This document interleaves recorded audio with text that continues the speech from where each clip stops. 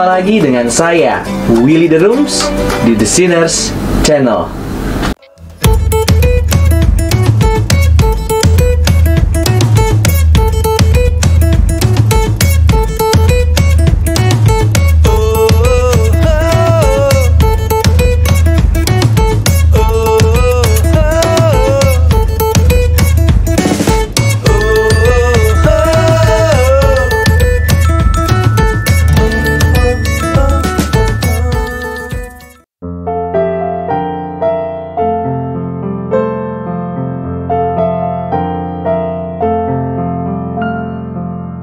Mungkin kita familiar dengan nama Galileo Galilei.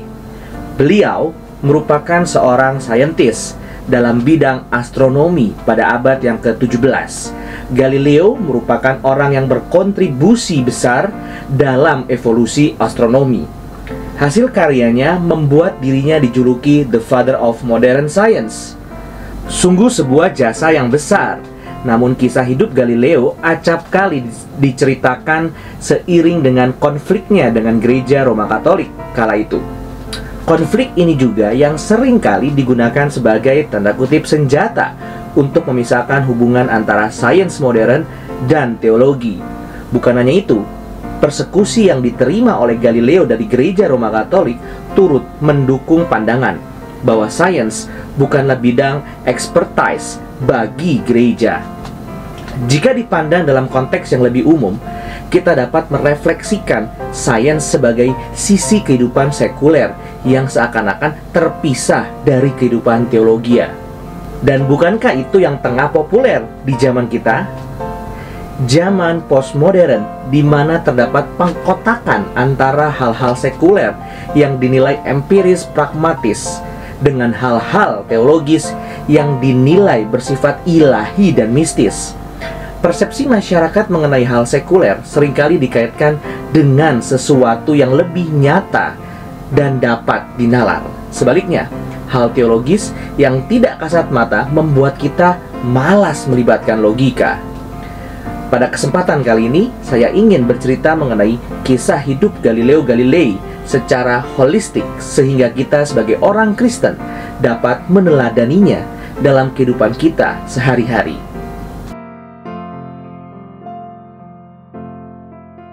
Galileo lahir pada tanggal 15 Februari 1564 di Pisa, Italia.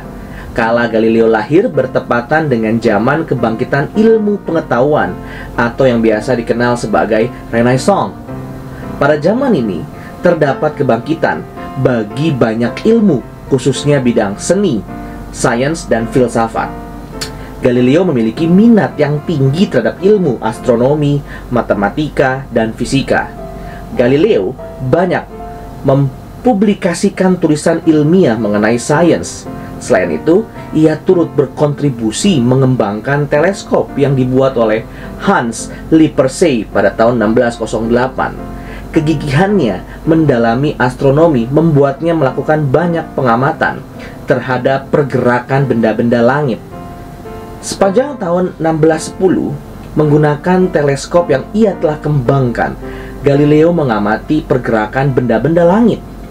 Penemuannya menjadi awal revolusi ilmu pengetahuan, khususnya dalam bidang astronomi dan cara pandang terhadap posisi bumi di alam semesta.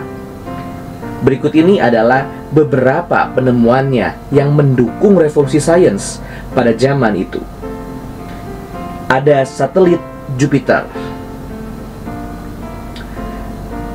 Galileo menemukan 4 satelit terbesar Jupiter: Io, Europa, Ganymede, dan juga Callisto. Pengamatan ini memberikan bukti langsung bahwa benda langit dapat mengorbit sesuatu selain bumi. Fase-fase Venus.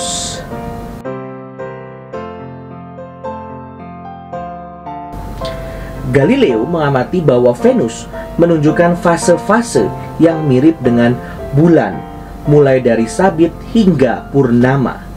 Pengamatan ini mendukung model heliosentris yang diusulkan oleh Copernicus, di mana posisi relatif Venus dari matahari akan menyebabkan fase-fase ini. Sebaliknya, pandangan Ptolemaic tidak sesuai dengan hasil observasi yang ditemukan oleh Galileo.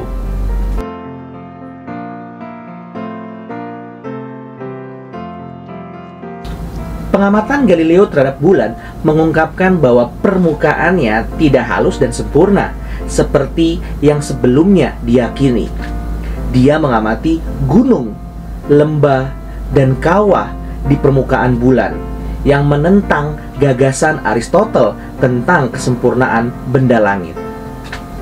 Mungkin banyak di antara kita yang bertanya, jika pada zaman Renaissance banyak ilmu yang berkembang, mengapa Gereja Roma Katolik tidak membuka pikiran untuk menerima gagasan Galileo?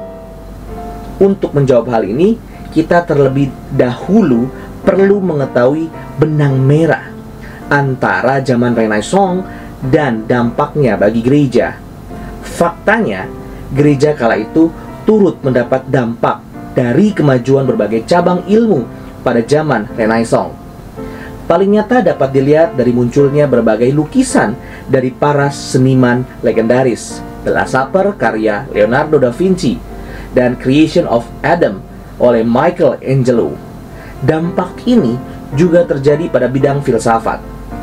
Gereja Roma Katolik mengawinkan berbagai filsafat Yunani dengan teologi. Pada zaman Galileo, Gereja Roma Katolik memegang teguh filsafat Aristotelian, geosentris. Sedikit penjelasan, pandangan ini menganggap bumi sebagai pusat alam semesta dan benda-benda langit di sekitarnya berputar mengelilingi bumi yang diam. Geosentris dirumuskan oleh seorang filsuf Yunani tersohor, Aristotle, tahun 384 sampai 322 sebelum Masehi. Gereja Roma Katolik tentu sangat serius dalam memegang geosentris, sehingga mereka turut menggunakan ayat-ayat Alkitab yang ditafsir sedemikian rupa guna mendukung kebenaran filsafat tersebut. Berikut ini ayat-ayat yang pada zaman itu digunakan sebagai pendukung geosentris. Mazmur 104 ayat yang kelima, yang telah mendasarkan bumi di atas tumpuannya, sehingga tak akan goyang untuk seterusnya dan selamanya.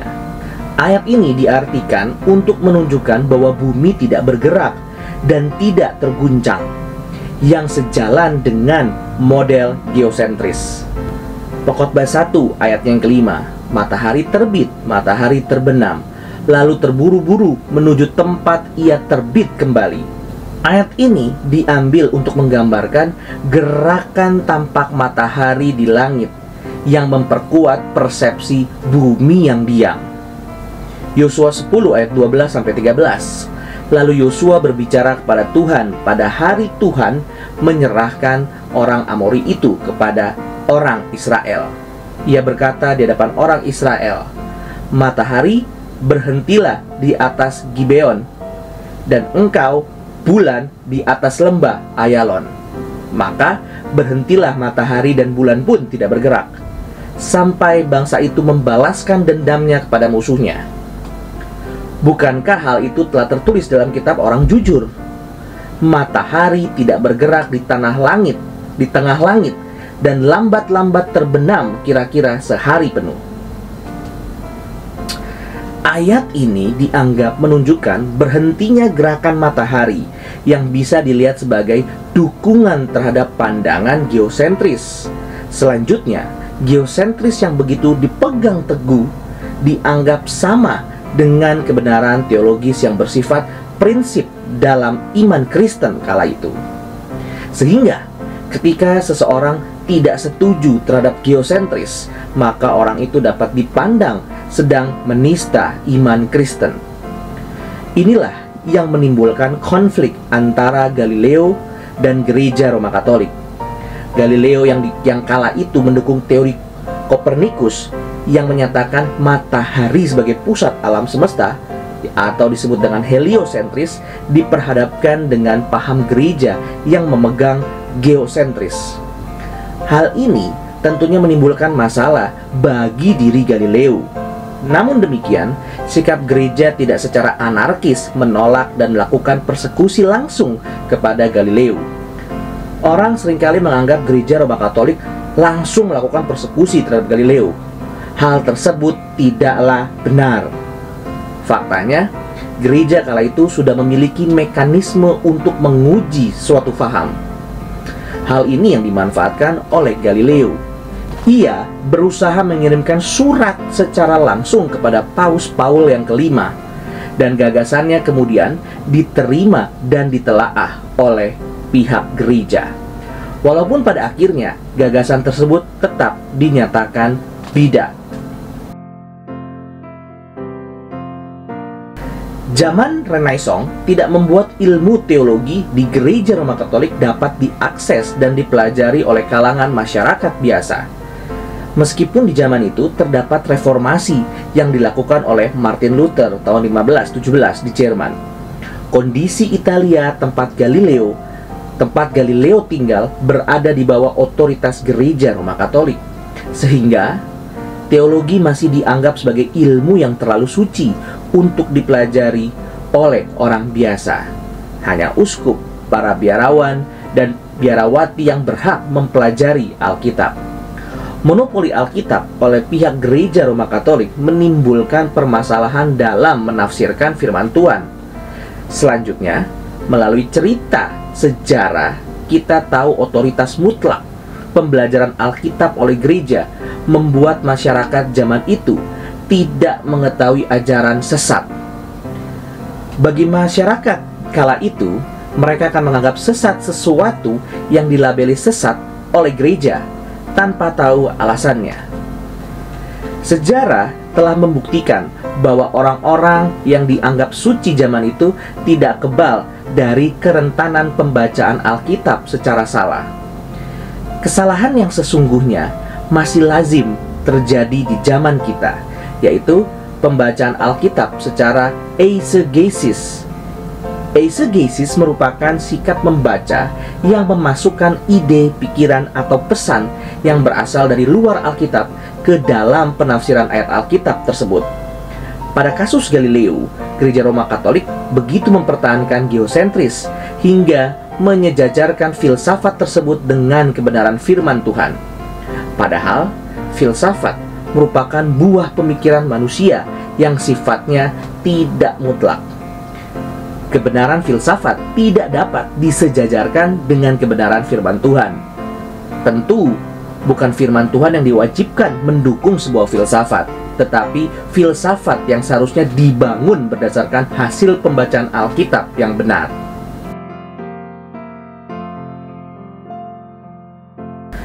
Akhirnya, keputusan telah diambil. Galileo dinyatakan bidah dan diberi hukuman oleh gereja. Tahun 1616, gereja secara resmi mencabut izin mengajar Galileo dan membuatnya menjadi tahanan rumah. Namun, ia tidak berputus asa.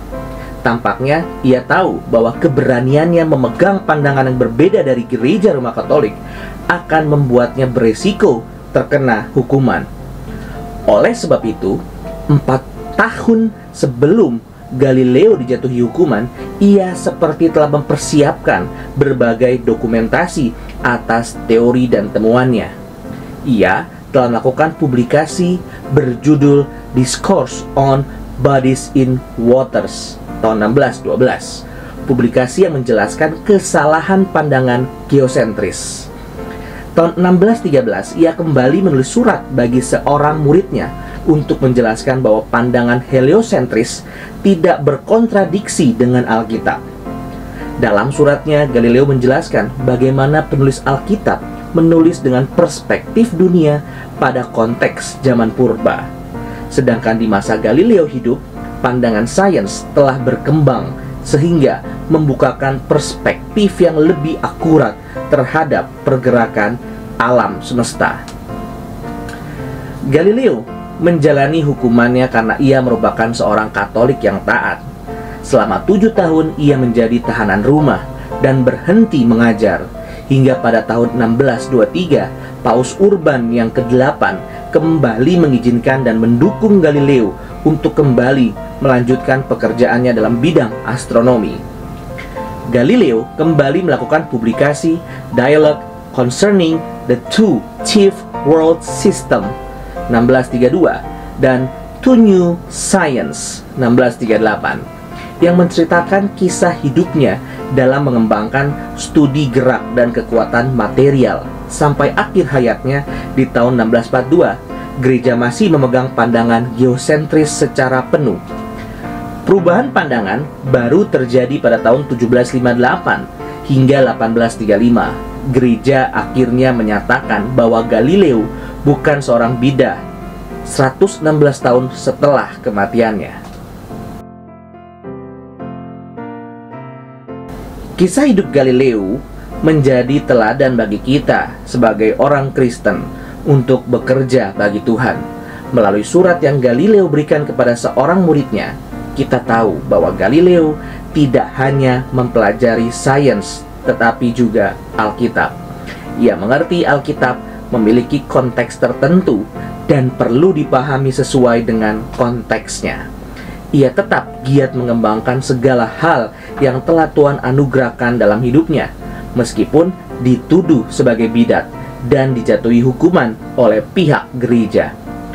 Kita juga dapat meneladani ketaatan Galileo terhadap otoritas gereja yang meskipun kala itu bersikap salah, tetap memegang otoritas atas umat Tuhan. Kiranya melalui kisah hidup seorang saintis Kristen bernama Galileo Galilei, kita merefleksikan sikap yang setia untuk mengerjakan bagian kita untuk Tuhan, terlepas dari penilaian orang-orang di sekitar kita. Terlebih lagi panggilan utama kita sebagai umat Tuhan yang mempelajari dan menghidupi firman-Nya dalam setiap pekerjaan kita di bawah kolong langit ini. Whatever the course of our lives, we should receive them as the highest gift from the hand of God, in which equally repose the power to do nothing whatever for us. Indeed, we should accept misfortune not only in thanks, but in infinite gratitude to Providence, which by such means detaches us from an excessive love for earthly things and elevates our minds to the celestial and divine. Terima kasih. Tuhan Yesus memberkati. Puji Allah, puji Allah, puji Allah Tritunggal. Mulia-mulia bagi Allah, pemberi kurnia keselamatan.